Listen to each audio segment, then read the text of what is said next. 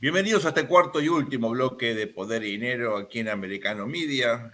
Con Santiago tratamos este programa de, introducir una vez más la discusión de qué hacer en términos concretos en la toma de decisiones cuando el entorno es tan incierto, cuando los espacios, lamentablemente, de información a los cuales uno accede, hay ahí elementos contradictorios que complican el proceso de toma de decisiones. Hemos escuchado a nuestro amigo luego Miguel Ángel Barbagallo explicando que a pesar de todo hay oportunidades muy interesantes en el mercado de real estate, confirmando lo que Santiago siempre les dice: a pesar de todo siempre se puede ganar dinero, hay que tener obviamente buena información, consultar con especialistas en distintas materias. Ahora, Santiago, el propio Miguel Ángel se refirió a la suba de tasa de interés. Uno analiza la inflación en Estados Unidos, en el mundo, es un fenómeno lamentablemente que, ha llegado para quedarse, más de lo que uno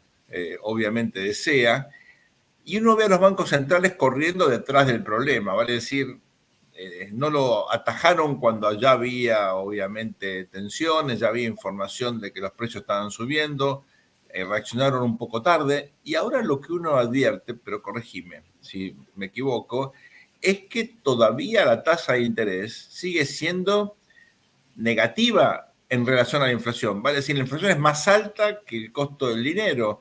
¿No debería eso sugerirnos que es probable que sigan subiendo las tasas?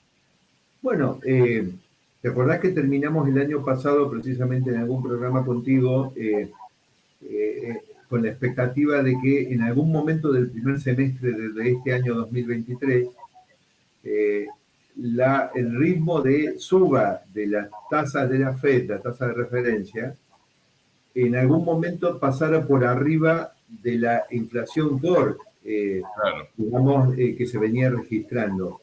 Porque hay todo un gran engaño con esto. Cuando uno está leyendo, sube la tasa a 75 puntos, vuelve a subir 75 puntos, va y se repite 4 veces, y llegamos a 4.25, 4.50, 4.75, qué alta que está la tasa. Sí, pero ¿cuánto es la inflación?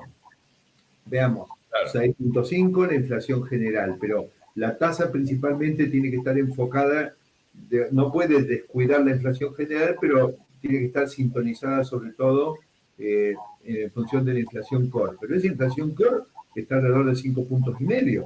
Entonces, Claro. seguimos teniendo una tasa de interés negativa. Y ahí vemos claramente que todo esto hace estimular muy fuertemente las sospechas que yo tengo, y no creo que sean solo de mal pensado, sino que da la impresión que estuvieran calibrando la suba de tasas para que no sean positivas, o por lo menos neutras. Claro. Ahora, ¿qué efecto tiene esto? Inflar un poco más la economía. ¿Qué costo tiene esto? Más inflación.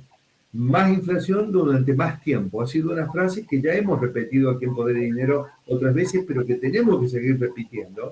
Eh, por lo menos hasta que quede claro qué es lo que piensa hacer la FED. Sí, yo creo que no hay que descartar que la inflación core de a poco siga planchándose, pero hay otro elemento más que tener en cuenta, y es que el último tramo, es decir, el recorrido final hasta 2 puntos, es muchísimo más lento y traumático que la parte inicial. Es un gran engaño creer, bueno, pero tuvimos una inflación de 9 puntos, en algún momento de hace, no sé, 4 meses o 5 meses estábamos proyectando 9, ahora estamos proyectando 6,5 en la general, 5,5 en la core. Entonces, bueno, si les contamos 3,5 puntos o 4 en 4 meses o 5, tranquilos que los 2 puntos estos y medios que faltan, o 3, los vamos a recortar en lo que queda del año. No es así. Acá se aplica algo parecido a la ley de rendimientos marginales decrecientes Claro. en política monetaria, donde es necesario ser muy cuidadoso en la sintonía de la política fiscal. ¿Qué tenemos? Tenemos al responsable de la política ambiental de la administración Biden, saliendo a anunciar en The Economist en estos días, con mucho con mucha pompa lo feliz que se encuentra de salir a gastar 3.19 billón en todas esas políticas que el gobierno de la administración Biden quiere impulsar. Entonces, de nuevo, ¿qué quieren? ¿Controlar la inflación? ¿Seguir teniendo deslices en materia fiscal? ¿Qué es lo que verdaderamente quieren? Y el último tramo, de 5 a 2, va a requerir que todos estos elementos estén alineados y persistir en el esfuerzo. Por supuesto que hay un camino un poco más corto, que puede ser un poquito más doloroso, que es que, Sergio, 100 puntos de suba de tasa ahora en marzo.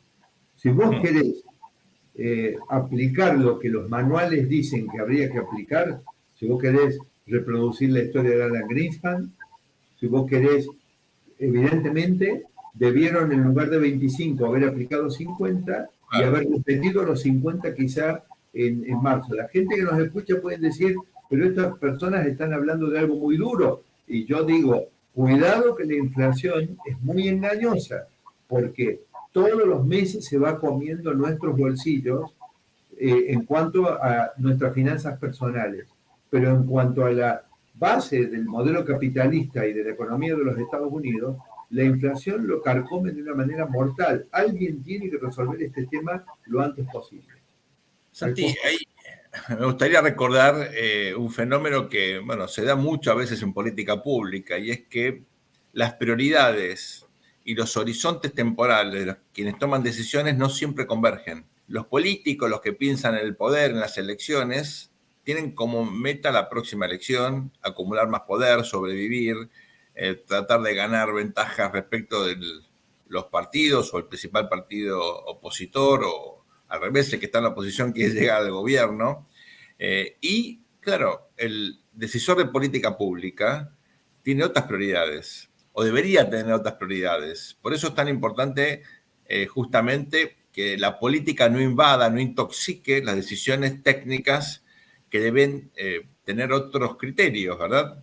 Y en ese sentido, la autonomía de, por ejemplo, el Banco Central de los Estados Unidos, la Reserva Federal, u otras agencias que también tienen que priorizar criterios técnicos, objetivos, y no involucrarse o dejarse intoxicar por la política, bueno, es tan importante, ¿no? Por eso la solidez de una estructura institucional muchas veces pasa por aislar en la toma de decisión a los técnicos de los políticos, para que la política, que es fundamental porque representa intereses, pero no se interponga, que el diablo no meta la cola, porque si predomina el corto plazo, el político va a preferir más inflación, lamentablemente, que más tasa, porque la tasa deprime la actividad económica y, como todos sabemos, a los políticos les gusta llegar a las elecciones con mucho consumo, ¿verdad?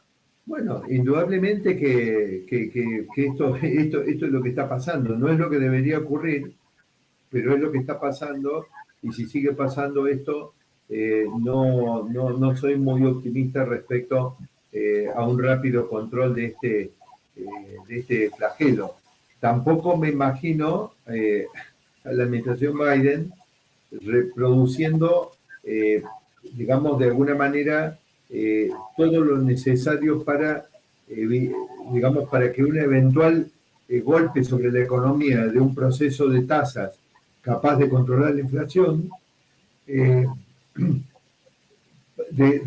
producir todas las medidas necesarias para que la economía tenga solamente un breve periodo recesivo y un rápido despegue. Para eso se necesita facilitar mucho la acción del sector privado, mantener el Estado bajo control, evitar los excesos de impuestos. Bueno, me parece que esto está fuera del manual básico de la administración demócrata. Santi, nos quedamos sin tiempo. Gracias por todo. Esto ha sido todo por hoy. Sigan ustedes aquí en Americano Media, M790, Radio Libre en Miami. Esto ha sido Poder y Dinero. Hasta muy pronto.